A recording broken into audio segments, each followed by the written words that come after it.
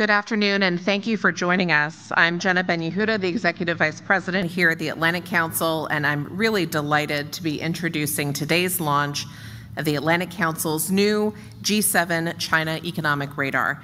This one-of-a-kind interactive visualization tool is the product of nearly 12 months of fruitful collaboration between our own Geoeconomic Center and MITER. Our teams have been working hard and working together to build capabilities in economic statecraft and prepare leaders for the difficult realities and financial trade-offs of this geoeconomic era. We began last year with Phase 1, profiling and mapping allies' economic statecraft systems. Coordination with allies is always stressed as a precondition for the sanctions, export controls, and other measures which make economic statecraft effective, and our allies agree.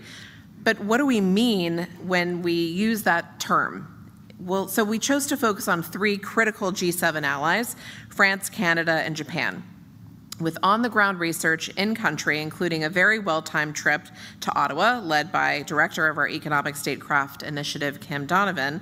We've managed to provide comprehensive guides to the frameworks under which these countries operate. And you can now find them on the website of the Atlantic Council's Geoeconomic Center. Today marks the completion of Phase 2.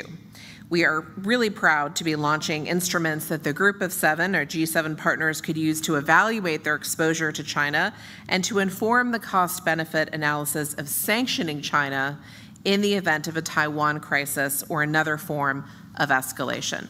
And I just want to speak for a moment about why we undertook this complicated and sensitive work. In the wake of Russia's invasion of Ukraine and the G7 sanctions response, the conversation started to develop here in Washington and in allied capitals around the world on what sanctioning China would look like in the event of a crisis. In some ways, it was a natural issue to consider, but there was very little depth surrounding these conversations. No one we spoke with could really answer the question of costs to the European, US, Japanese, and Chinese economies if sanctions were implemented. No one could really describe the coordination challenges between G7 countries on an issue like China and Taiwan. And there was no really clear consensus on even the kinds of economic tools that might be used in this situation. And we thought that was a pretty big problem because the stakes are so high and the risks are clearly enormous. Nothing should be done ad hoc without careful forethought and a full understanding of the implications. We often joke GeoEcon doesn't make plans for lunch without extensive research and coordination. So the prospect of considering sanctioning China in a moment like this was truly terrifying and overwhelming, and we thought we really have to get to work. So over the last 3 years, we've built a body of work in this field more broadly, really unlike any other institution. From our groundbreaking report in partnership with the Rhodium Group back in 2022, titled Sanctioning China and a Taiwan Crisis, that helped spur new coordination with G7 finance ministers, which created follow-on work examining the interdependencies in the G20 and China's own rapidly developing economic statecraft. So the road to get here was paved years ago.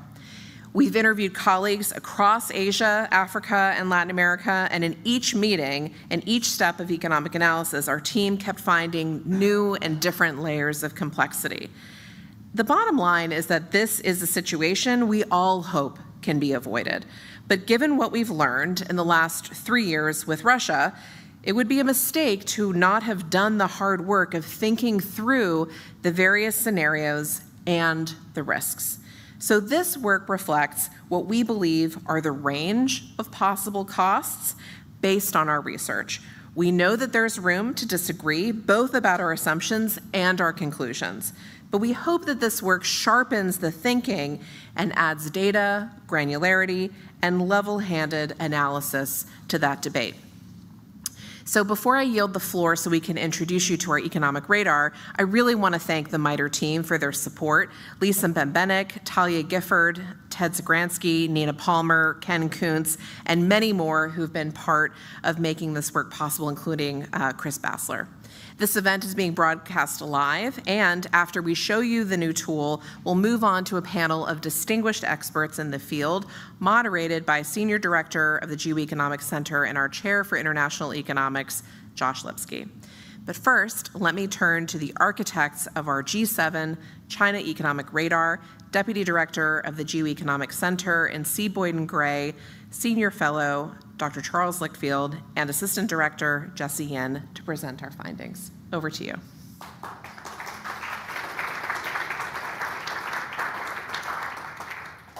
Well, thank you, Jenna, for that kind introduction, and here it is, the G7 China Economic Radar. A lot of work has gone into this, so we're very proud to be presenting it to you today. We will show you some of the very exciting data viz tools in just a second, but first I was wondering if you, my colleague Jesse Yin, could tell us a little bit more, at least, about what sort of context we think this should be used in. Of course. So like Jenna mentioned, we are looking at the event of a crisis in the Taiwan Strait. The sort of premise that we have done a lot of this research in is this idea of economic statecraft as deterrence. So we are looking at a scenario that is actually below the level of invasion. And I think this radar especially is sort of challenging our own assumption in our first report that there could be this sort of coordinated G7-wide action against China. China is a much larger economy than Russia. The G7 depends a lot more on China. So we wanted to really break down what these dependencies look like. Thanks very much. So we will show you the first radar. I think you'll all agree it's at least aesthetically pleasing, and hopefully we can convince you that it's also convincing and useful. So first of all, you see 6 metrics. Some of them will be quite obvious to you. We wanted to look at the share of Chinese imports within a country's total imports, the share of exports too. This is trade, standard approach. But we thought we should go a little bit further. We also have data on investment. This is something that governments are looking into a little bit more and starting to find policies on. And then we went even further. We're looking at inputs, so imports from China that go into our own manufacturing, and also employment dependent on exports. Sounds a little convoluted, but we're very confident in this metric and the calculations that went into it. And this shows you the number of jobs that depend on our economic relationship with China. Now, a macroeconomist might say that we can't have all of these things at once, that there's a lot of overlap, and you wouldn't possibly be able to run a regression on these. This is true, but we thought that in this type of presentation, they complement each other nicely. We'll show you a few examples in a second. One other thing I should say is that this is data from 2019, not ideal perhaps, but we thought this was a good way of building a framework with data that wasn't distorted by the pandemic or by the war in Ukraine, and also that's still available, because unfortunately a lot of data has become less available since 2019, but ideally G7 leaders using this to make decisions would have more up-to-date data, and even perhaps several years so that they can look at evolutions. So as we've built this, Jesse, perhaps you could share some of the discoveries that you came across that surprised you. Yeah, happy to. Let's start with the United States. So if we look at overall exposure to the Chinese economy for the US, we can see that there's still quite a high level dependence on imports from China at around 18–19%. This is second only to the EU as one of the US's trading partners. And then let's get a little bit more specific and take a look at electronics and computer manufacturing. As y'all can see, the exposure percentage goes up much higher, and so this is the share of Chinese imports as a percentage of total imports for the US in this sector. Both imports and inputs are at around over 40% in this sector. And this is interesting when we start thinking about how the US might want to reshore or friendshore this manufacturing supply chain. There's a lot more than just final assembly that goes into it. There are a lot of inputs that we're still depending on China for. So it's the difference of a final iPhone versus a graphics processing card. So that's very interesting. One criticism might be that the G7 is an alliance. They can help each other out. And if there are other countries that aren't as dependent on China, they might be able to help the US. So is it possible to look at G7 dependency in one individual sector? Yes, there is. So we can switch it to the G7 here, and let's take a look at textiles and apparel.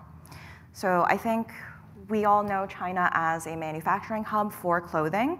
What this is showing us here is that the G7 is still heavily dependent on China for inputs in this sector. While this isn't a strategic sector and you're not going to win a war by sanctioning t-shirts, this is something that consumers are very aware of and that consumers can feel. So if there is increased tension and friction in the G7-China economic relationship, this is a sector that will be impacted. Also, interestingly, the outbound investment is quite low. So this could indicate that while retailers in the G7 are buying a lot of products from China still, they're not necessarily owning the factories in China. Yeah, and we also see that the inbound investment, so Chinese investment into production capacity in the sector, is quite a bit higher. Quite often these are balanced and similar, but here there's a discrepancy, which I thought was quite interesting. So I suppose one sector that we have to discuss is mining and quarrying. There's a lot of talk about how dependent we are, and yet it looks much lower. So what do you think is happening? So definitely here we're seeing some level of transshipment. So third countries kind of being responsible for final export into the G7. What we also found in our research is that a lot of critical minerals leaving China are already processed or included in other products or components, so they don't necessarily show up as raw exports from China, or raw imports into the G7. And yet, I think, well, the outbound investment figure confirms your hypothesis, I think, because while we're not importing directly from China, we're investing. So clearly there's still quite a lot of activity in that sector going on, and our FDI stock is pretty substantial. So maybe one last way of using the tool would be looking at the aggregate for one country, maybe the most dependent country. Yes. So the most dependent country would be Japan, if we can get there. Let's see. So this is overall exposure of the Japanese economy to China.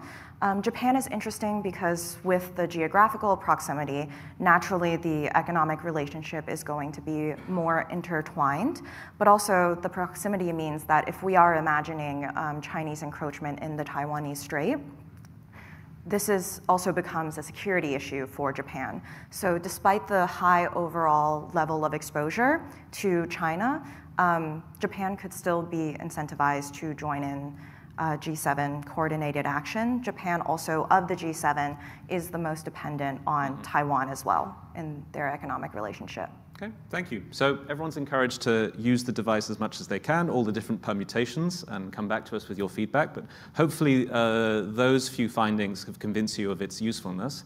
Some of them are summarized here and a few other extra, so have a look. But we didn't want to stop at percentages. Percentages were important because each G7 economy is of a different scale, so we had to have something to compare them to. But we thought numbers would be something that policymakers would also want to use.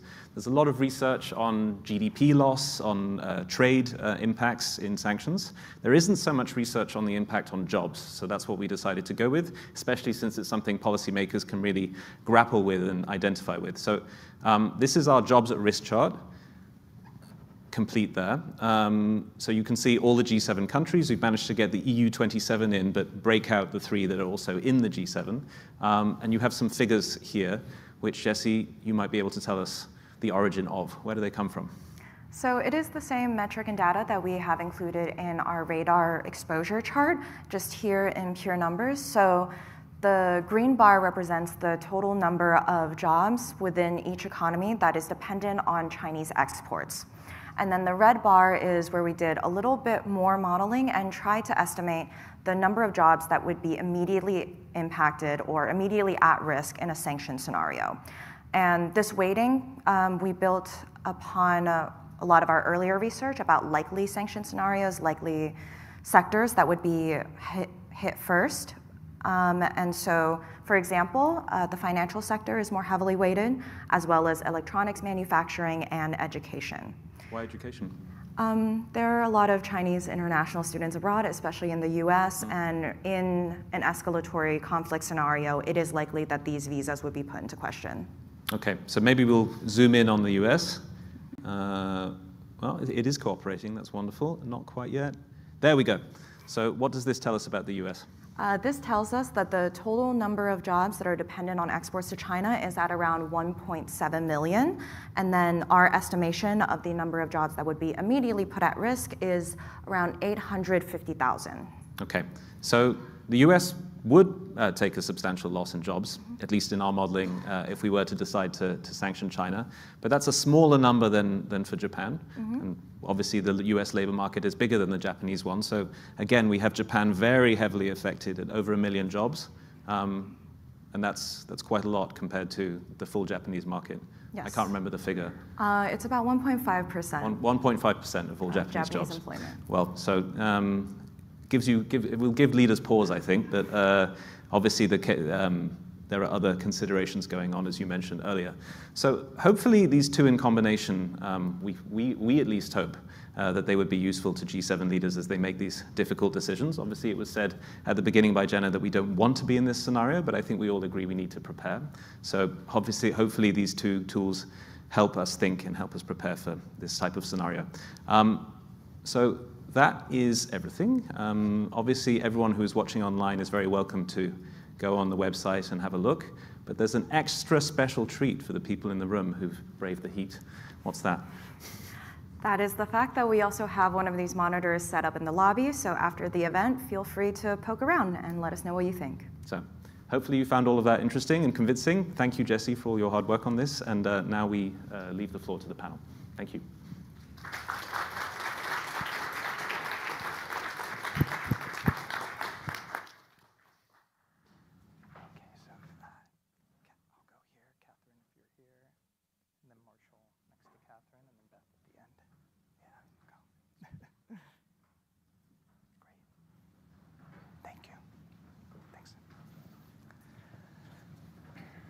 All right, hello everyone, and thank you, Charles, and thank you, Jesse, and thank you to Jenna, and again, thanks to our MITER colleagues for the collaboration over the past year on this important work, and I am very excited to be joined by this distinguished panel, and we have questions, and I know the audience has questions, and we'll get to as many as we can, but let me introduce our panel. To my left is Catherine O'Sabin, Strategic Economics Department Manager at MITER. Thank you, Catherine, for being here. To her left, Marshall Billingsley, Senior Fellow at the Hudson Institute, former Assistant Secretary for Terrorist Financing, Treasury Department. And to his left, Beth Baltzon, Senior Fellow at the Geoeconomics Center and former Senior Advisor at USTR. Beth, Marshall, Catherine, thanks for being here. There's a lot to dive into in that presentation. Catherine, I'm going to start with you. Let's dig in a little to this concept of gray zone, because we use this at the Atlantic Council, and we have over several years as the kind of framework mechanism to understand when the tools of economic statecraft would be deployed. Now, from an economic perspective, maybe that works as a model, but in the real world, it's not so clear when you're in the gray zone and when you're not. And I wanted to get your thoughts on that. Yeah, thanks, Josh. So the nature of gray zone activities is persistent moves and counter moves. And there's a lot of risk and need to detect risk when we are constantly in need to predict how there could be responses that would maybe escalate more than we intend. And so we consider it to be an escalation risk ladder, being able to determine in advance what the best moves are, what the best counter moves are, depends on the risk tolerance that we have. And we need to employ more technology, more data to be able to assess that risk. And a lot of that is the use of modeling and simulation. But the point is that we need to continuously be engaging. We can't have one-offs. We need to have a cohesive strategy in order to be effective. I think that's right, and it's iterative, as you said, and continued conversations, not one-offs, is so important, especially in a space like this where the risks are so high of miscalculation. Marshall, I want to turn to you. You served in the first Trump administration. What kind of conversations in this space have you had, do you think are going on now when it comes to assessing economic risk of conflict with China? 2 points. The first is that the term was used, deterrence, in the presentation, and that's exactly the right way to think about this. It would be a mistake to take all of the good work that the Atlantic Council has been doing on this matter and to then fuel isolationism and fuel fatalism and fuel, in effect, the result of us being deterred. in the event that China does attack Taiwan, which looks increasingly likely, we will have to employ a wide range of measures, including financial and economic measures. The key is, what do we do to make employment of these tools less fratricidal, less self-defeating, and more effective in order to advance deterrence against the Chinese? We've not done a very good job of that. We're not doing the planning that is needed. One of the things, I was a member of the Strategic Posture Commission appointed by Congress to look at both nuclear and non-nuclear matters. And one of the recommendations we made is that our war planning process does not currently, but should include a financial and economic annex that talks about select employment of different measures, different tools at different moments in time across the continuum of hostilities to allow us to begin to make the sanctioning of extremely large Chinese banks, to go after certain economic sectors more reasonable and more achievable. During the first Trump administration, we had very conclusive information on a major Chinese bank doing things that we didn't like. And the resistance I encountered to any effort to go after that bank from within the Treasury, to say nothing of what State Department would have said, was enormous. But we cannot be in a situation where we view China as too big to sanction. And do you think that's changed at all so far in this administration? No. I know it's early days. I think there's still, and we're still waiting on the president's appointees for many of the key jobs. My hope is all of this excellent data that you've compiled and the analysis that goes around it will help tailor very discrete, specific measures that we should be taking now in the run-up to hostilities, as opposed to once the invasion has begun. Thank you for saying that's exactly why we do this work. It's to highlight the vulnerabilities. And we never do this work to say you can or can't sanction China. I never want anyone to walk away and say, oh, it would be too costly, or of course this is how you should do it. It's just to understand in granularity and then to think about mitigation and actually prepare now, because it's not something that can be done in the moment. It takes years of preparation. Beth, I want to turn to you because we are living over the last 3 months what could be described as a stress test of a situation like this with the US and China in a trade war. And that trade war has exposed vulnerabilities on both sides, some of which have been highlighted before, but now we're living in real time. We see both sides at the negotiating table. And I wonder what you've learned, what you've seen so far that's interesting to you from the trade war that impacts this kind of work.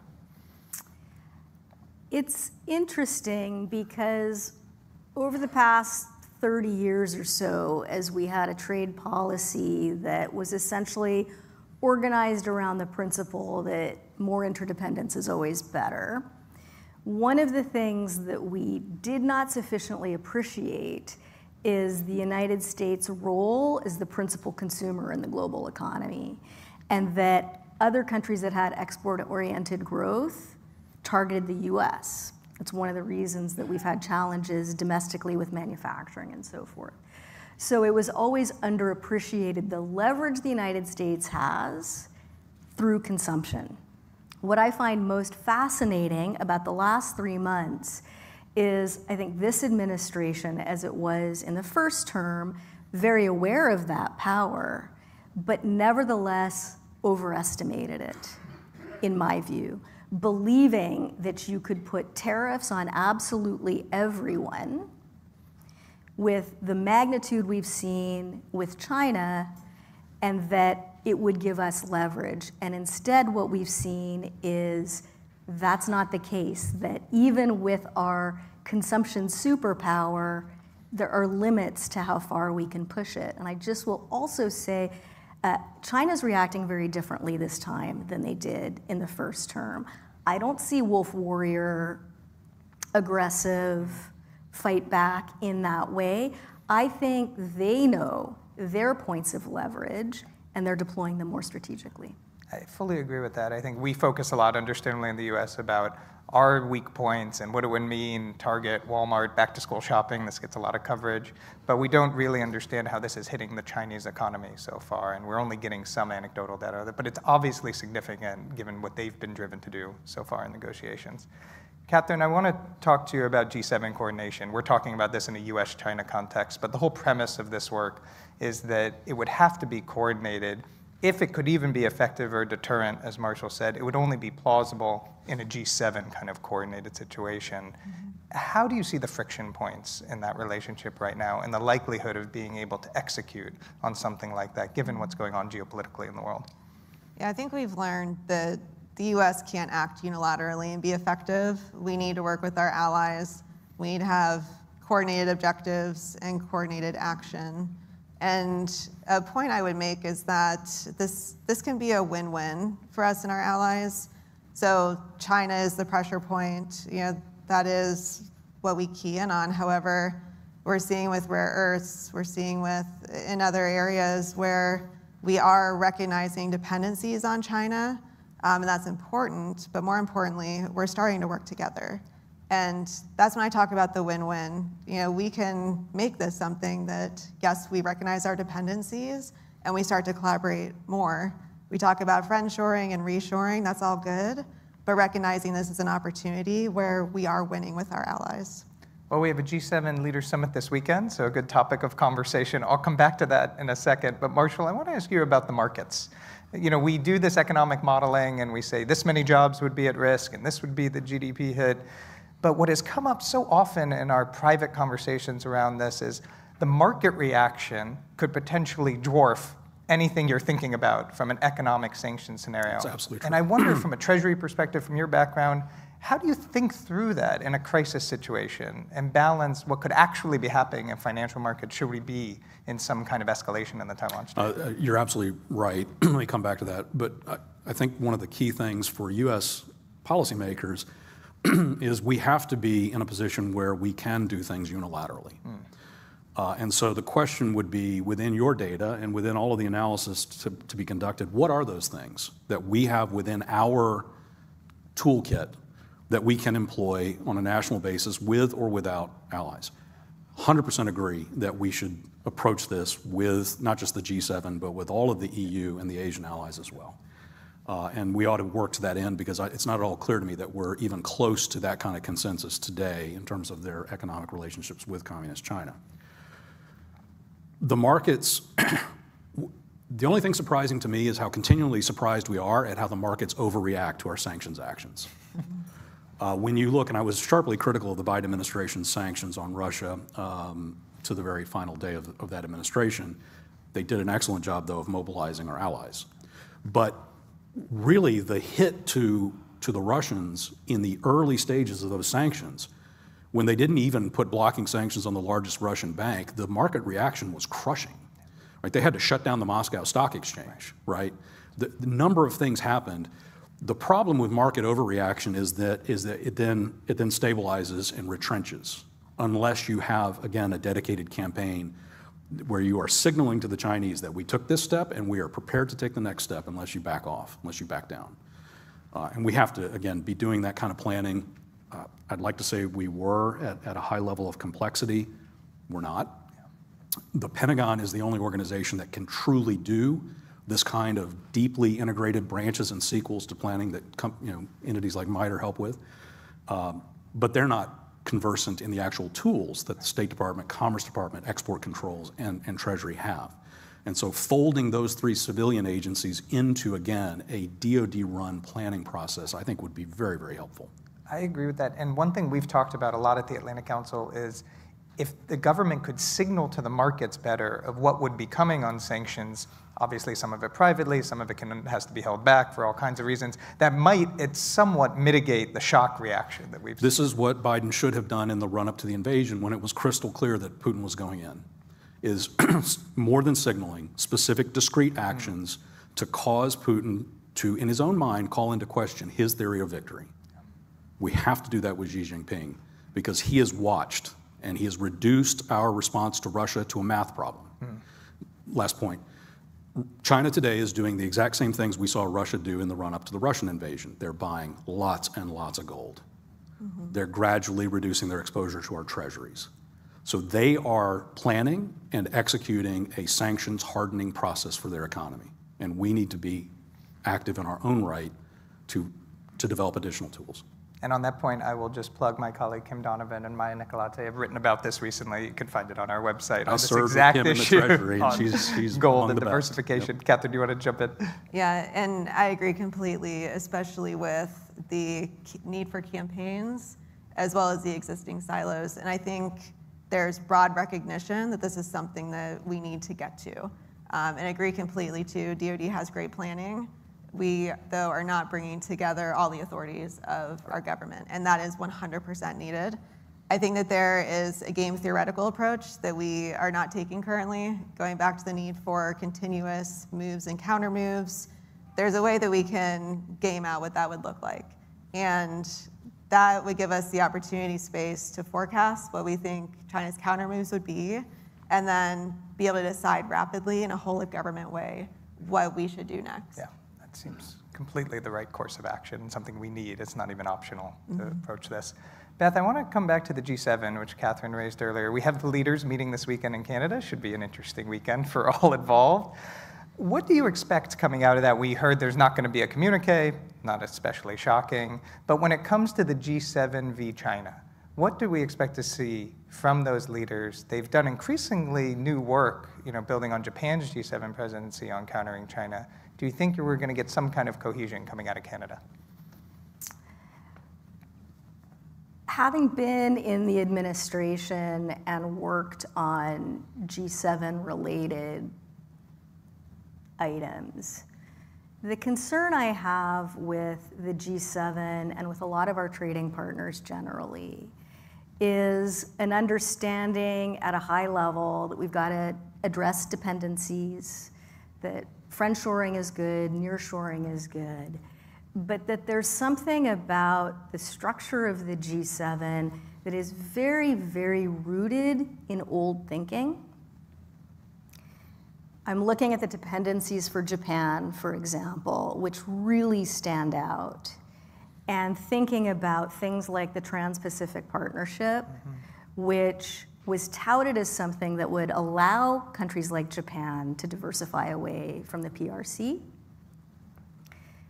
We can update that data, but if you know how those supply chain rules work, you know that those pre-pandemic trade agreements aren't designed to do that.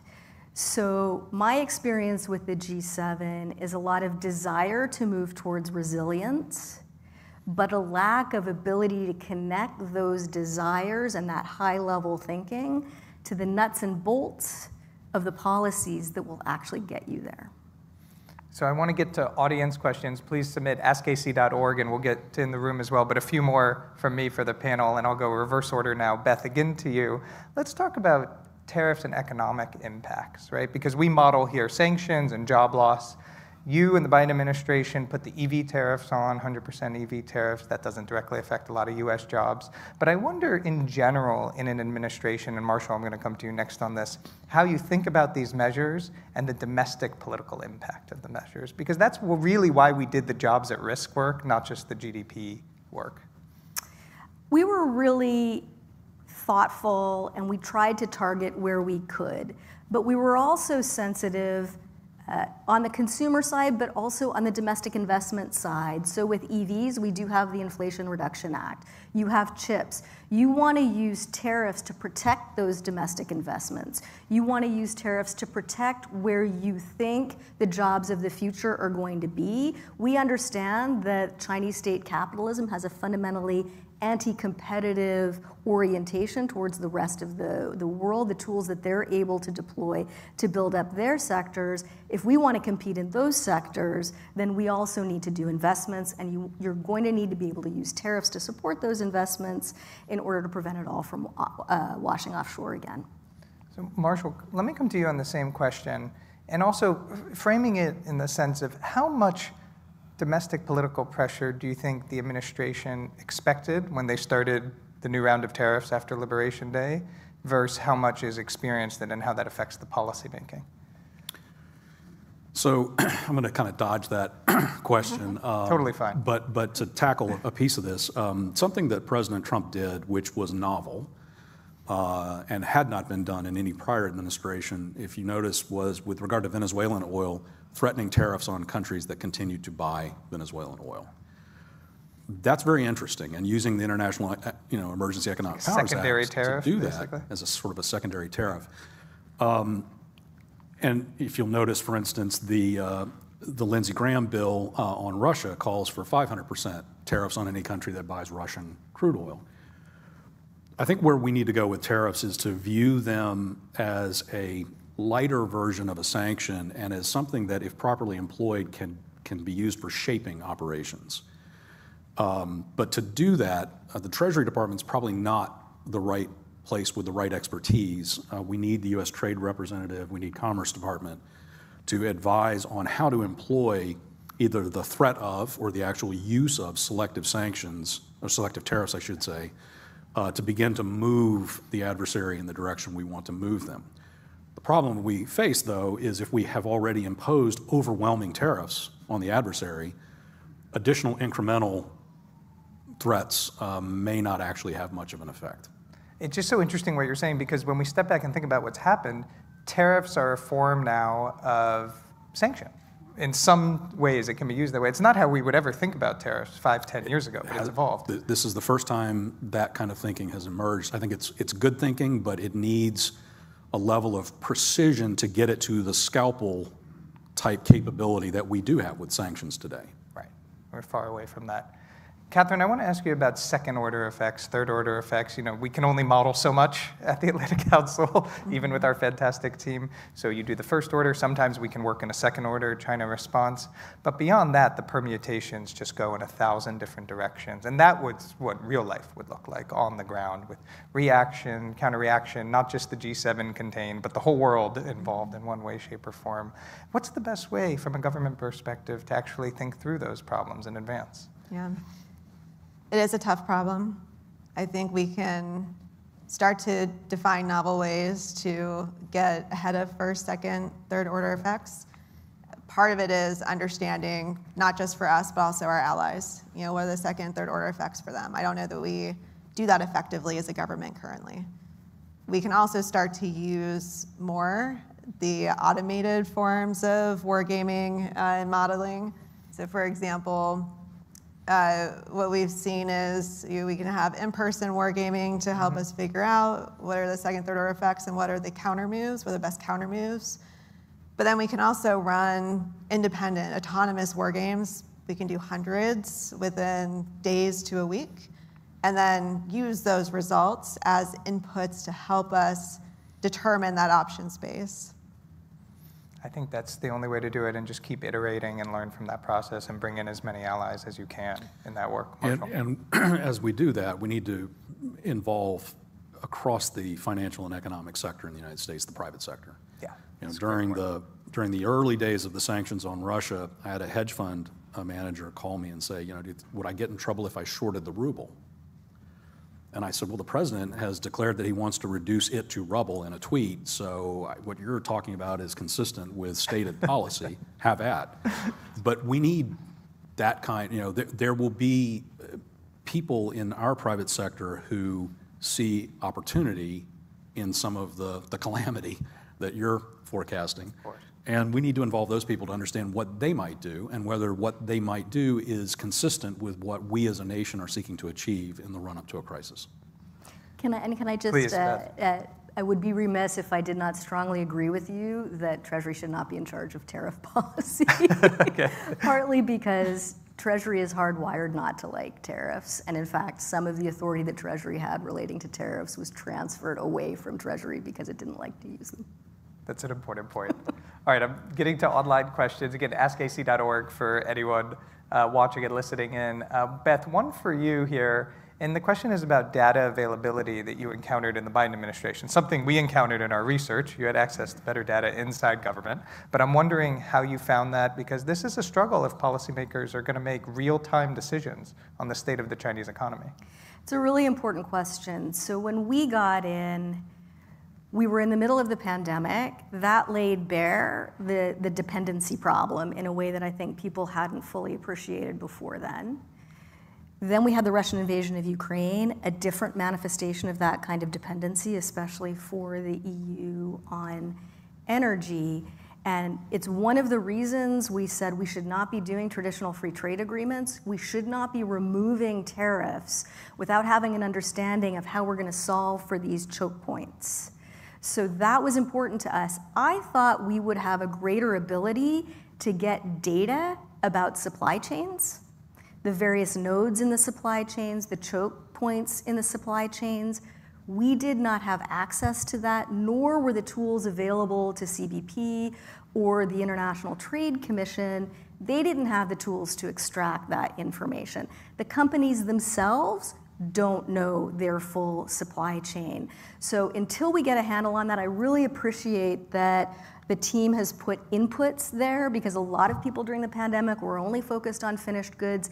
The inputs are critical, because if you diversify away the finished good, which is basically what traditional free trade agreements do, and you don't diversify away from the inputs, you have not diversified. And Marshall, what was your experience on data? Things have changed, obviously, in the past 2 years. Changed a great deal. You know, during the Obama years, I ran Deloitte's Federal Business Intelligence Services, and at that time, Chinese customs data was widely available. Yeah. They have since taken all of that offline. They have reclassified a number of many normal economic activities as state secrets, which then, of course, greatly complicate our ability to obtain that kind of information for this kind of analysis. One of the things that I hope your data can be useful for is for our, again, for our private sector, we all have many of us have mutual funds, right? Do we actually know within our mutual funds, if they're emerging markets focused, how much is dependent on China? You know, how Jesse mentioned iPhones. How big is Apple in my portfolio? Because China could kill Apple tomorrow if they so chose. We need to, the more transparency we give our private sector into their dependencies on China for all of the different matters that have been discussed, the better. We'll make better decisions for ourselves, for our families, and for the country. Yeah, well said. Okay, let me turn to audience questions. Please raise your hand if there's something you want to ask. Yes, please, and introduce yourself. Hi, thank you. My name is Megan Check. I work for Shein.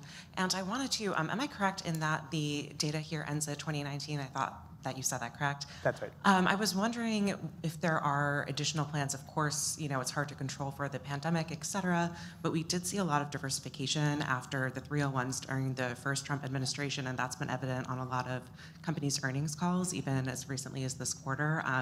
Just very eager for additional data and curious what your plans are or how to interpret this in light of that. So are we, is the good way to answer that question. And when we started the research a year ago, the only way to sort of standardize this across the G7 and all the sectors was to go pre-pandemic.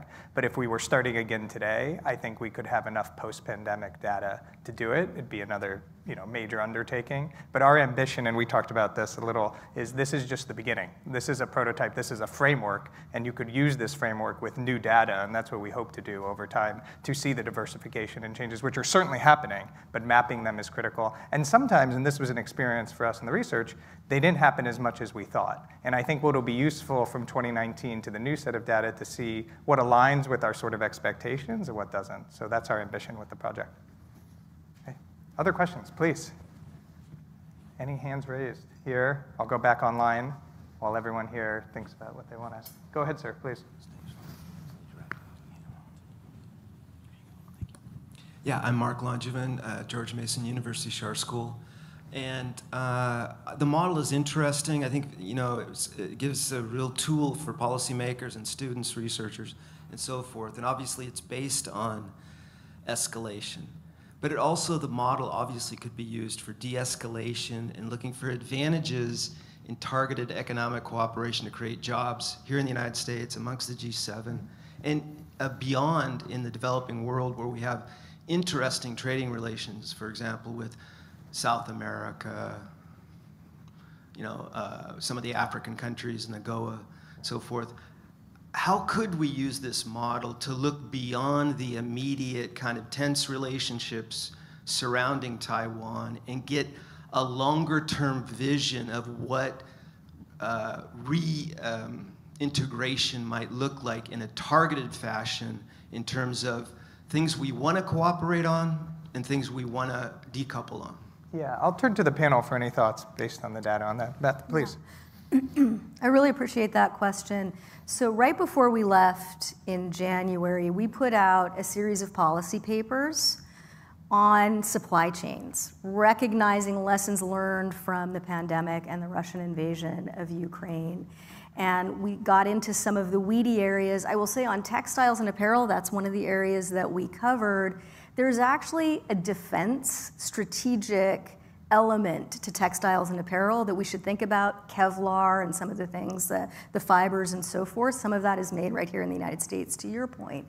But the larger argument was we ought to be looking at sector-specific agreements, pick sectors where we think there's an opportunity, and then look for partners who would be able to work with us for the diversification, the nearshoring, the friendshoring, and take that approach as opposed to these comprehensive traditional free trade agreements that don't diversify and sometimes can't even make it past the finish line. I think it's a great question. And, you know, while we may well be in a crisis over Taiwan within the next year and a half or so, it's not at all clear to me, given how China is behaving towards the Philippines, the South China Sea, and so on, that they're intent on stopping there. So we have a longer-term set of issues and questions we should be asking. We should be very focused on Chinese investment in infrastructure, particularly in the Western Hemisphere.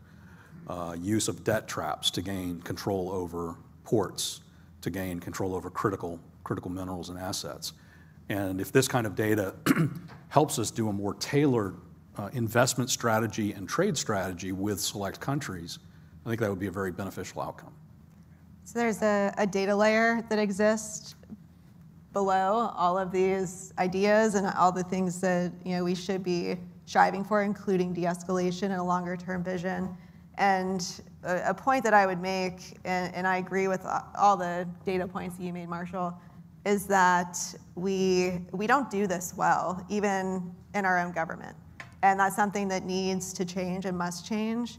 There are reasons why it's difficult to share data, and that makes it difficult to aggregate to the point that we can arrive at the right conclusions about China, about ourselves, about our allies. And then beyond that, being able to share with our allies, being able to aggregate trade data, that can help us not overcome completely, but get closer to solving the ambiguity around China's activities due to their very effective restrictions on data. So I'm going to take an online question, and then I'll come back to the room, so prepare your questions. Marshall, I'll turn to you on this one. Would there be any sense, I'm kind of summarizing this question, which is quite long here online, but would there be any sense or rationale behind sanctioning China after an invasion of Taiwan, meaning that we talked about deterrence, that's normally how we think about this, signaling, Xi Jinping, otherwise, but if there was an invasion, market reactions as we talked about, would there be value at that point? Yes, absolutely. Please. But it's not clear to me that you should hold all of your tools into reserve, or in reserve, until that disastrous decision is taken and invasion begins. We should be thinking about the things that we can do to cause Xi Jinping to step back and to ask the question, is this really worth it? Is what's going to happen to my iron grip on this country, which is not as iron as one might think, will the U.S. and the Allied response imperil that? At the end of the day, again, this is a deterrence question. And what deters dictators is anything that threatens their personal safety and the apparatus that keeps them in power. Questions from the room? Yes, sir. Ward Wilson, Global Stability Network. My question, I guess mostly for Mr. Billingsley. Imagine you're in a room, there's a crisis, there's one person who says, let's threaten them with nukes. There's another person who says, I think we can do economic deterrence. What are the pros and cons? How does it work out? If you're in that situation where you're already having discussions about nuclear weapons, it's too late. So the people who can employ non-lethal measures to try to advance the deterrence model should be involved from the get-go and should be involved. In fact, this is something that I've talked with the STRATCOM commander about, is you have all these targets you have to deal with. The number of targets are growing as China's nuclear breakout is accelerating. What if we were actually employing financial and economic measures to reduce your need to think about specific kinds of targets because they're no longer a threat in this kind of crisis scenario? So again, that takes me right back to the fact that we need a whole of government. We talk a good game about whole of government and we never do it. But we need a whole of government integrated planning process to think this thing through. China is too big. We will not treat them the way we can muscle in Iran, muscle of Venezuela, even muscle of Russia if we chose. So we have to come at this quite differently. That's right. Anyone else want to jump in on that? No, I'll leave it right there. I completely agree. Yeah. Yeah. I'll turn to another online question here, building on some of the things we've been talking about, Beth. When we think about this situation with China, the question here is, what have we learned with the Russia experience? And what has China learned? Marshall touched on this a little bit, but the question is really, what has their economic statecraft toolkit developed to, and have we properly understood that inside the US government? That is a really good and a really complicated question.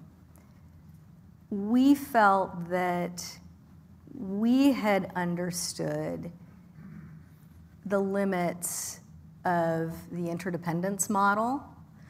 And something the IMF likes to do is focus on the cost to GDP of fragmentation. Somehow, less than 5 years out of the pandemic, we still aren't talking about the cost to GDP when interdependence goes wrong. So some of us have learned that, and a lot of our work on the inside was to try to figure out the right pathway to moving away from those dependencies that was rational, that took into account the effects on consumers and producers and reduce those dependencies. Once something has been offshored, it is really complicated to try to bring it back. We did try to work with a lot of our partners. Canada was really good on these issues. I think a lot of our trading partners were still wistfully hoping we could go to the status quo ante. Yeah. It didn't change enough. Some of that is changing a little bit more now. I agree with that, and I think China, maybe in the first Trump term, thought a little bit about returning to status quo, but they've also learned the lessons over the past 5-6 years, and you see this with their economic statecraft, just how they're deploying it now on rare earths. And it's just, I don't think maybe we have enough sense, and Marshall, Catherine, tell me what you think, of what they're doing on the inside capacity-wise on statecraft. Well, as I mentioned, the gold purchasing and the gradual non-renewal of bond purchases, we've seen them sort of exiting that. Those are indications and warning. Yeah. But there are other things that they're likely doing that I don't know that we necessarily see or are looking for. They're building up a fairly substantial capital reserve, Forex reserve, at their central bank, again, consistent with what we saw the Russians trying to do. They obviously, I would assume Xi Jinping took note of the fact that Putin blindsided his central bank governor, and she had a large percentage of her reserve sitting outside the country when he attacked. So my guess is that the chairman of the PBOC will probably be getting a heads up before they go after Taiwan, and these would be the kind of things that we would want to be looking for. Again, to just better allow us to understand what are they doing to move to a potential wartime, a sustained wartime economy. Well, this brings up a good point, and Catherine, let me ask you about this, because I think what Putin banked on, as did Nabiullina, the central bank governor, was if I could diversify into euros after 2014 and the invasion of Crimea, I'd be safer. And that actually backfired because of G7 unity. And I wonder how Xi Jinping interprets that signal, Marshall, to your point, to figure out, would there be G7 unity on sanctions? That's really the question, and could he fracture that unity? Yeah, I think that is a great question. I think that we can see already where there are attempts to keep us away from our allies. And I think this comes back to, and I'm sorry to continue to use this word, but this comes back to the need to campaign strongly, both within our government as well as our allies, and we need to keep our allies close. I'll use one example where we see a very effective Chinese apparatus for messaging, for information operations. It's too late when we don't get ahead of that, but it's effective. It's very effective. And part of that is targeting populations to turn the population against what is in the best interests of their economies. Okay, I just have 4 minutes left, so this is the final question. What I've identified in the conversation are 3 priorities to go take forward on this issue. One is better data, one is better coordination within USG, and one is better coordination with allies across the G7 and beyond. If you could only choose one to prioritize, if you had to pick one of those 3 as the top priority right now, because we know USG has to focus on one thing, what would it be? Beth, I'm going to start with you. This is a very unfair question. I would have to agree with Marshall's assessment of challenges coordinating internally. If we cannot coordinate internally, it is a nightmare to coordinate externally. Fair enough. Marshall? 100% right. Sanctions and tariffs are not a substitute for strategy, right? They are employed consistent with a broader strategy. We need to develop that strategy. Catherine, final word? And I agree. I would add to it that we also need to coordinate internally with the government, also with the private sector. And all that does come down to information sharing, which you mentioned, Marshall. And that needs to go both ways. And a lot of times in my conversations with folks in government, I come back to this question of whether we are seeking national security or secrecy. Some of that comes down to the need to declassify more information and be proactive with sharing with the private sector what our priorities are and the risks that we're seeing. Because a lot of times they do see opportunities that we don't, or they see them before we do. And we need them to know when to bring those to us and who to bring them to. It's such a critical point. There's no effective statecraft strategy without the private sector fully integrated into that strategy. That's the world we live in now and the world we have to adapt to going forward. Beth, Marshall, Catherine, thank you. Thank you for being with us. Thank you, everyone, for joining us today. And thank you for those watching online. We want feedback on this work. This is a work in progress for us. We will continue to update it. We believe this is one of the most important national security and economic challenges facing the United States and its allies. We appreciate everyone's partnership, including the partnership of MITER in this project. We hope you continue to follow our work at the Atlantic Council Geoeconomic Center, and we wish everyone a pleasant rest of the day.